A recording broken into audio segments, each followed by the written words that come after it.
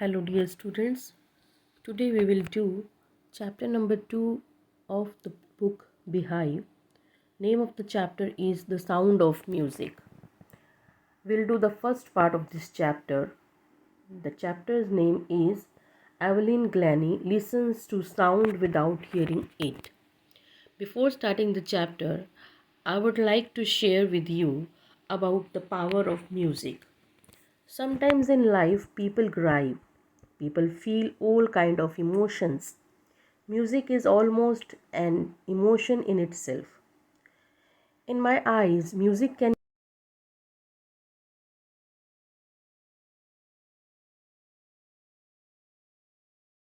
called a way of life for certain human beings. Somehow it has made such a large influence on the world. I can think of many instances where music has impacted someone's life in some significant way. It may be something such as a big decision or even a small predicament. Musicians have the advantage of touching people with their lyrics or music, a gift some people will never be able to give as well. But most people have the chance to listen to the feeling and conviction put into musicians' work. Some of us have musical talent and others don't, but those who do can share the emotions through an expression. So to speak, the way music affects our everyday lives can be almost incomprehensible at times. So on the whole, we can say that music is a part of life. We can feel it, we can realize it, or even by the music we can change our life. And even sometime, if we are unable to express our emotion, if we are unable to express our feelings, music is the only medium to do so.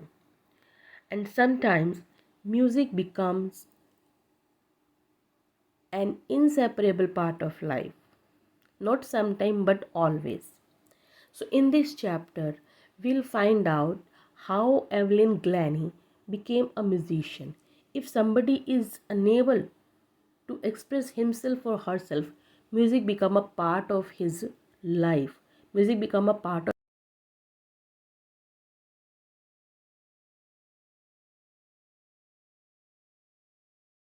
how Evelyn Glennie became the musician and became so much famous. She was handicapped, but still she became a great musician. So, one more thing behind this chapter, I would like to share with you that if we are mentally tough, if we are determined to do anything, we can do anything, we can achieve any target. So, let us come to read the chapter. Rush hour crowds jostle for position on the underground train platform. A slight girl, looking younger than her 17 years, was nervous yet excited as she felt the vibrations of the approaching train. It was her first day at the prestigious Royal Academy of Music in London and daunting enough for any teenager fresh from a Scottish farm. But this aspiring musician faced a bigger challenge than most. She was profoundly deaf. So it starts with a scene. The chapter starts with a scene of platform. On the platform, we always see a very hustle and bustle, and especially when the train is to arrive. So the train was being awaited by a crowd along with the younger girl of 17 years old. She was very nervous, not because of the vibrations of the train, but because as she was approaching to the Royal Academy of Music in London. This was a very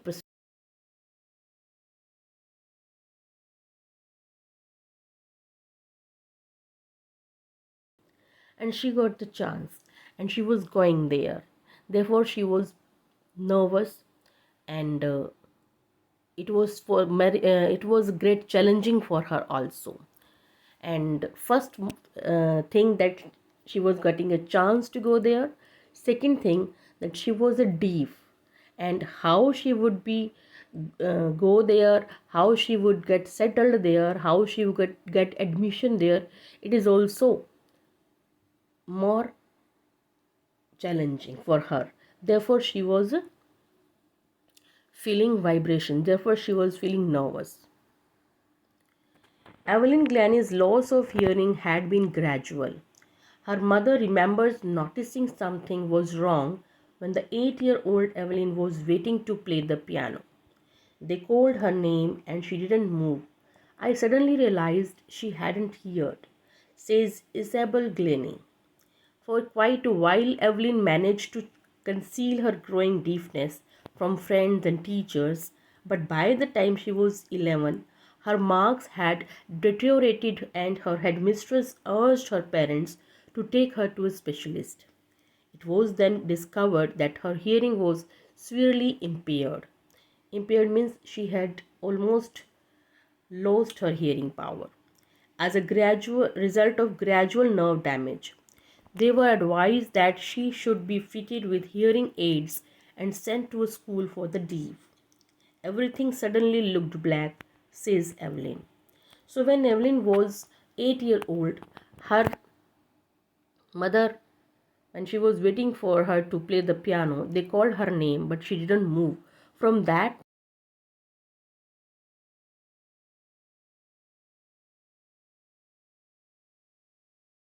everyone that she had lost her hearing power. But Evelyn did not look back. Everything suddenly looked back, but for Evelyn, it was suddenly back. It was suddenly lost. But she was determined, how her determination made her to move forward. But Evelyn was not going to give up. She was determined to lead a normal life and pursue her interest in music. So she started to create or to develop her interest in music. One day she noticed a girl playing a xylophone and decided that she wanted to play too. Most of the teachers discouraged her, but percussionist Ron Forbes spotted her potential. He began by tuning two large drums to different notes. Don't listen through your ears, he would say. Try to sense it in some other way, says Evelyn. Suddenly I realized I could feel the higher drum from the waist up and the lower one from the waist down. Forbes repeated the exercise, and soon Evelyn discovered that she could sense certain notes of different parts of the body. I had learned to open my mind and body to sounds and vibrations. The rest was sheer determination and hard work. So, dear students, it is always common when somebody who is not able to do anything, he is always made fun by others. He is always ridiculed by others. He is always discouraged by others. Same happened with Evelyn. When she showed her interest in music, her teacher as well as the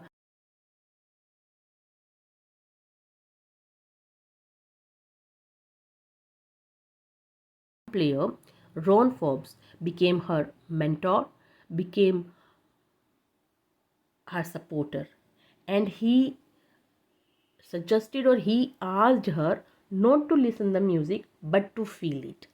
And he gave her two ways, that high notes on waist up and lower notes on waist down. And by practicing all these things, she realized that she became able to understand some notes of music. And Ron Forbes helped her to have a great exercise to understand the music, and rest was the determination and practice of Evelyn. She never looked back from that point onwards. She toured the United Kingdom with a youth orchestra, and by the time she was 16, she had decided to make music her life. She auditioned for the Royal Academy of Music and scored one of the highest marks in the history of the Academy. She gradually moved from orchestral work to solo performances. At the end of her 3-year course, She had captured most of the top awards.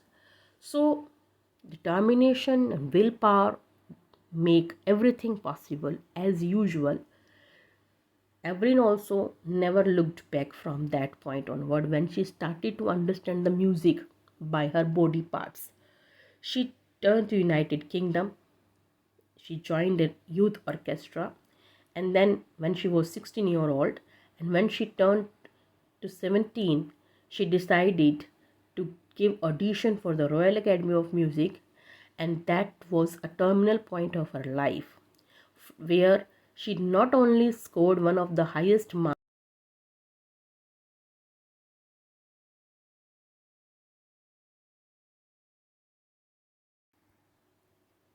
And for all this, Evelyn won't accept any hint of heroic achievement.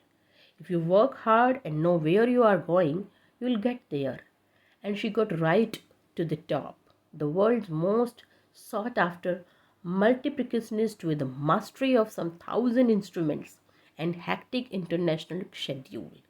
So that was Evelyn Glennie. She not only became the musician, but she became the world class magician with mastery over hundreds of instruments, thousands of instruments. And she became so much famous that she was having a hectic schedule of music concerts and shows. It is intriguing to watch Evelyn function so effortlessly without hearing. So it is worth watching her concerts, that how she effortlessly do all the things. She effortlessly does all the things in her functions.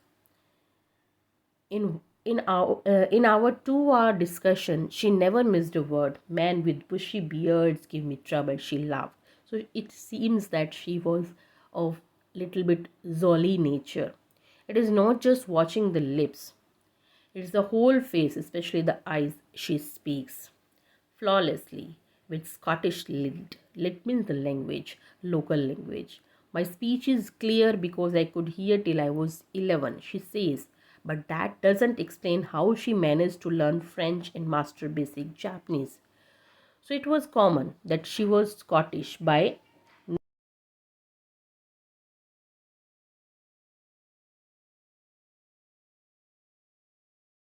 knew French as well as she was having mastery over Japanese language.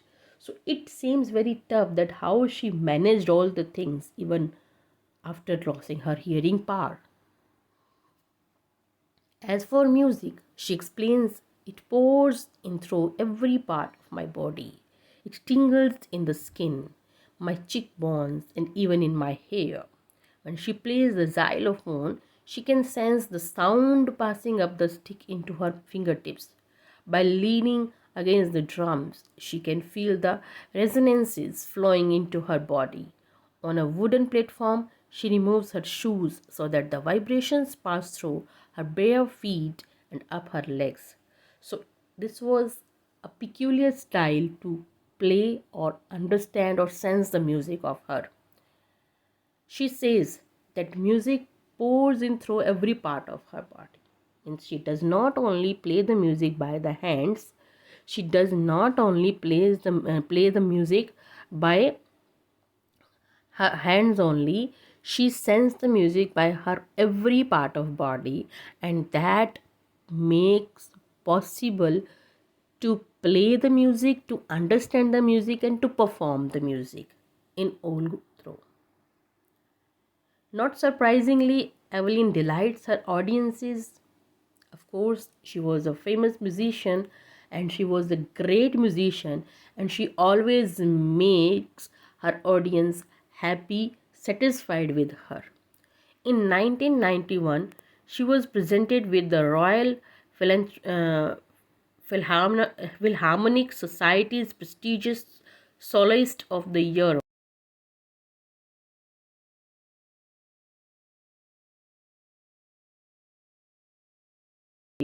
But he has given her back something extraordinary. What we hear, she feels far more deeply than any of us. That's why she expresses music so beautifully. So, the famous percussionist James Blades gave some statement about Evelyn Glennie that God may have taken her hearing. This is an bad luck for her, but in return, he has given her back and something extraordinary, something special, something unique. What we hear the things, we hear the music, but she feels the music. And not only feels, she feels the music far more deeply than any of us. There is a reason, and even that is the reason that she becomes able to express music so beautifully. Evelyn confesses that she is something of a workaholic. She's a workaholic, means she does too much work. I've just got to work, often harder than classical musician, but the rewards are enormous. Apart from the regular concerts, Evelyn also gives free concerts in prisons and hospitals. She also gives high priority to classes for young musicians. Anne Richlin of the Beethoven Fund for Deaf Children says she is a shining inspiration for deaf children. They see that there is nowhere that they cannot go. So Evelyn confessed that she is something of a workaholic. She confessed that she usually busy in work, but of course, as being a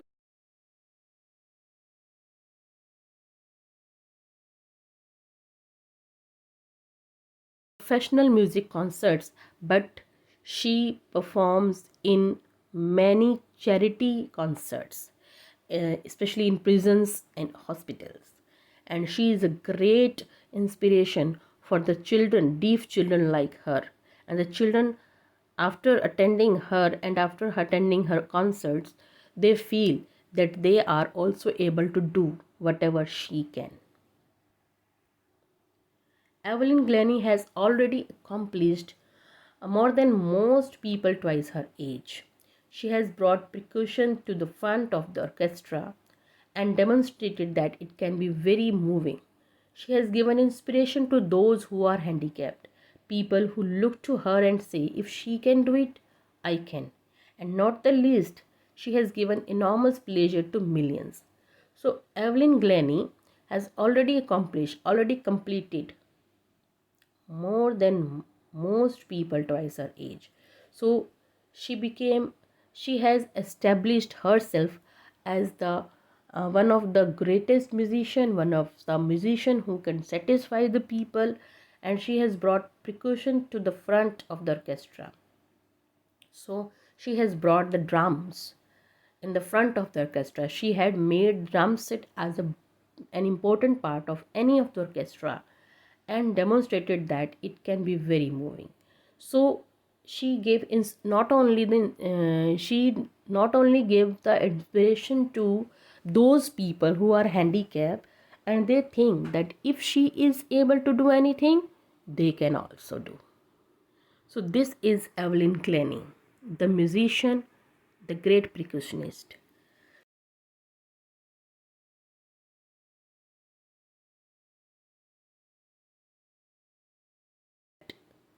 Handicap is not a barrier of life.